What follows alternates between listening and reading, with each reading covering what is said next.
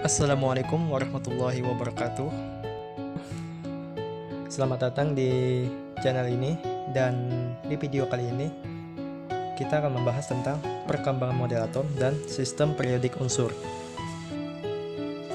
Indikator pembelajarannya adalah menganalisis perkembangan model atom dan menganalisis perkembangan sistem periodik unsur. Tujuan pembelajarannya adalah yang pertama, dapat menganalisis perkembangan model atom dari model atom Dalton, Thomson, Rutherford, Bohr, dan mekanika gelombang. Yang kedua adalah menganalisis perkembangan sistem periodik unsur. Langsung saja kita masuk ke dalam pembahasannya.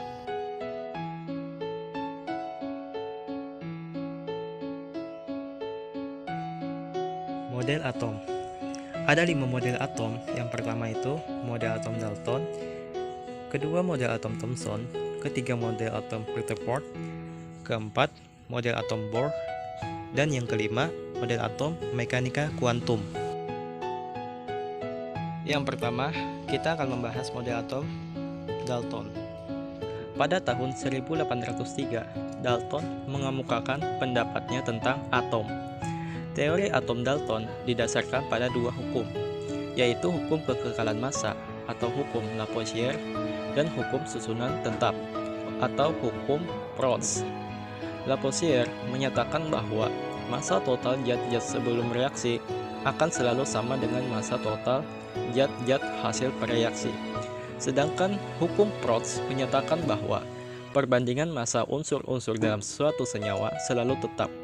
Dari kedua hukum tersebut, Dalton mengemukakan pendapatnya tentang atom sebagai berikut. Yang pertama, Dalton menyatakan bahwa atom merupakan bagian terkecil dari materi yang sudah tidak dapat dibagi lagi. Yang kedua adalah atom digambarkan sebagai bola pejal yang sangat kecil. Suatu unsur memiliki atom-atom yang identik dan berbeda untuk unsur yang berbeda.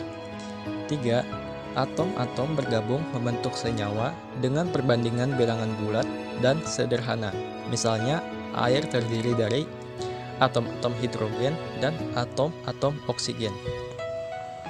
Yang keempat, reaksi kimia merupakan pemisahan atau penggabungan atau penyusunan kembali dari atom-atom, sehingga atom tidak dapat diciptakan atau dimusnahkan. Jadi dari kelemahan dari teori ini adalah Dalton tidak dapat menerangkan hubungan antara larutan senyawa dan daya hantar arus listrik.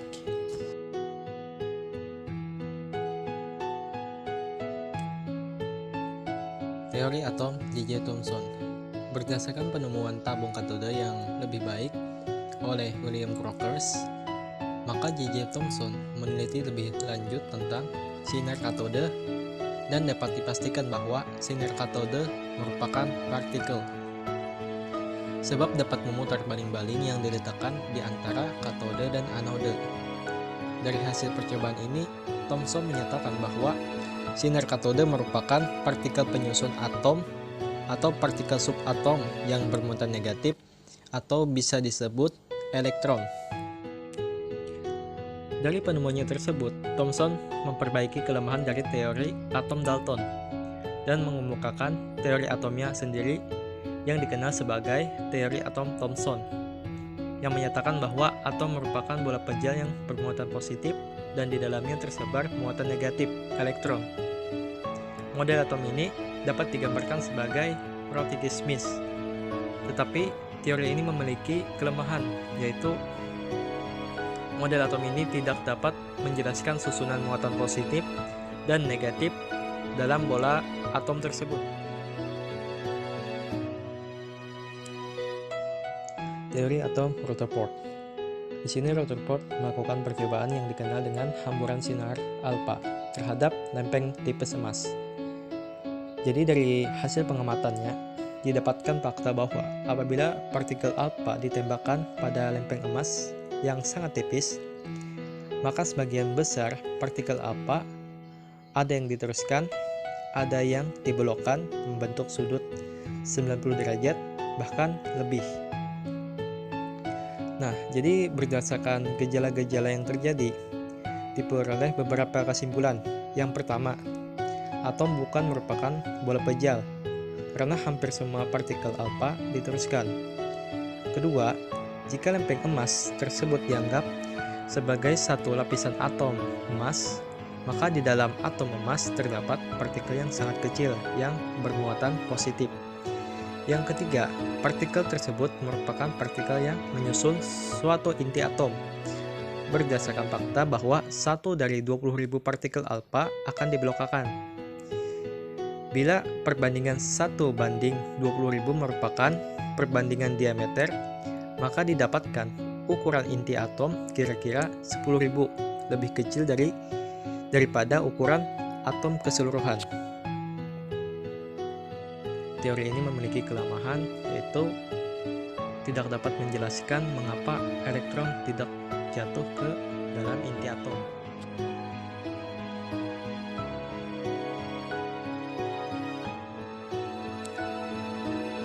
Teori atom Bohr.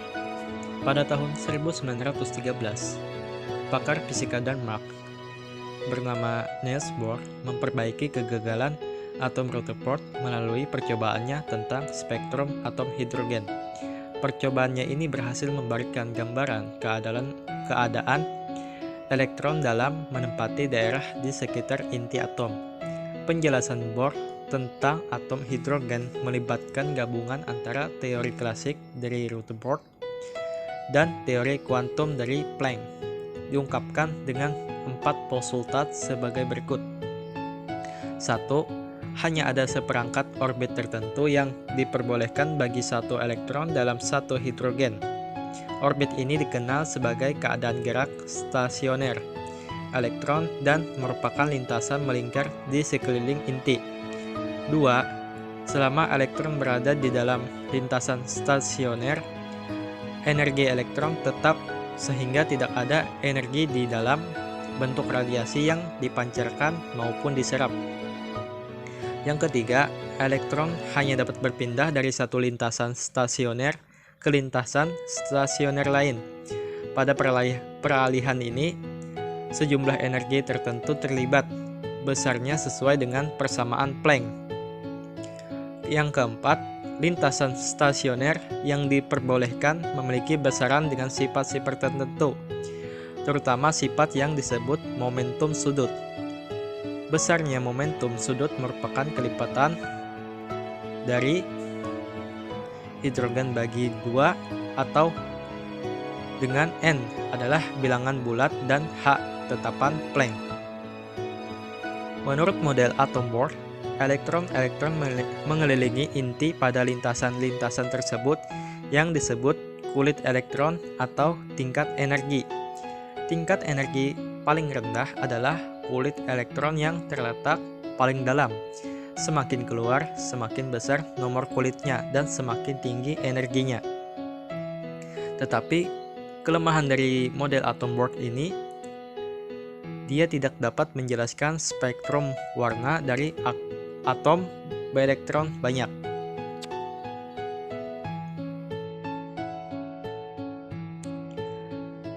Kemudian teori atom modern. Nah, teori ini dikembangkan oleh Erwin Schrödinger pada tahun 1926. Jadi, dia mengembangkan teori mekanika kuantum yang dikenal dengan prinsip ketidakpastian. Jadi dia di sini menyatakan tidak mungkin dapat ditentukan kedudukan dan momentum suatu benda secara seksama pada saat bersamaan. Jadi yang dapat ditentukan adalah kebolehjadian menemukan elektron pada jarak tertentu dari inti atom. Model atom ini disebut model atom modern atau model mekanika kuantum yang berlaku saat ini. Dari gambar yang terlihat, di situ dinyatakan bahwa awan elektron di sekitar inti menunjukkan tempat kebolehjadian elektron. Jadi, ciri khas dari model atom ini adalah gerakan elektron memiliki sifat gelombang sehingga lintasannya tidak stasioner seperti model Bohr, tetapi mengikuti penyelesaian kuadrat fungsi gelombang yang disebut orbital atau bentuk 3 dimensi dari kebolehjadian paling besar ditemukannya elektron dengan keadaan tertentu dalam suatu atom. Yang kedua, bentuk dan ukuran orbital tergantung pada harga dari ketiga bilangan kuantumnya. Yang ketiga, posisi elektron sejauh 0,529 Armstrong dari inti menuju bohr bukannya suatu yang pasti, tetapi boleh jadi merupakan peluang terbesar ditemukannya elektron.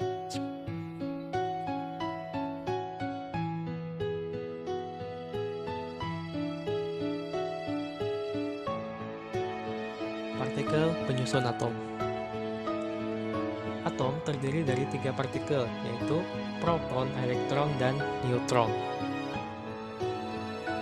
Proton adalah partikel penyusun atom yang bermuatan positif dan memiliki massa sebesar massa hidrogen, yaitu 1,67262 kali 10 pangkat min 27 kg. Jadi jumlah proton itu sama dengan nomor atom. Nah, untuk neutron adalah partikel penyusun atom yang bermuatan netral yang memiliki massa 1,67493 kali 10 min 27 kg. Jumlah neutron bisa ditentukan dengan nomor atom dikurang nomor massa. Elektron adalah partikel penyusun atom yang bermuatan negatif dan paling ringan di antara penyusun atom yang lainnya. Jadi saking ringannya, 99% massa atom itu dipengaruhi oleh proton dan neutron. Jadi jumlah elektron sama dengan jumlah proton. Nomor atom dan nomor massa. Nomor atom menunjukkan jumlah muatan positif dalam inti atom. Menurut Moseley, jumlah muatan positif setiap unsur itu berbeda karakteristiknya. Jadi unsur yang berbeda akan mempunyai nomor atom yang berbeda juga. Jumlah proton sebanding dengan nomor atom. Oleh karena itu, nomor atom menyatakan jumlah proton dalam atom dan bersifat khas untuk setiap atom. Jika atom bersifat netral, maka jumlah muatan positif dalam atom harus sama dengan jumlah muatan negatif. Jadi, nomor atom sama dengan jumlah proton dan juga sama dengan jumlah elektron. Nomor atom dilambangkan dengan Z. Jadi contohnya seperti ini.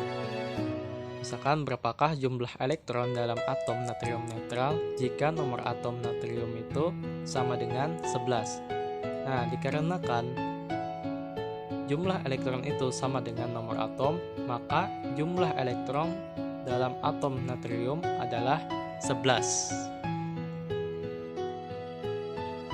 Selanjutnya nomor massa. Jadi nomor massa ini ditentukan dengan menjumlahkan jumlah proton dan neutron dalam atom. Dikarenakan 99% massa atom itu dipengaruhi oleh proton dan neutron. Jadi nomor massa itu dilambangkan dengan A.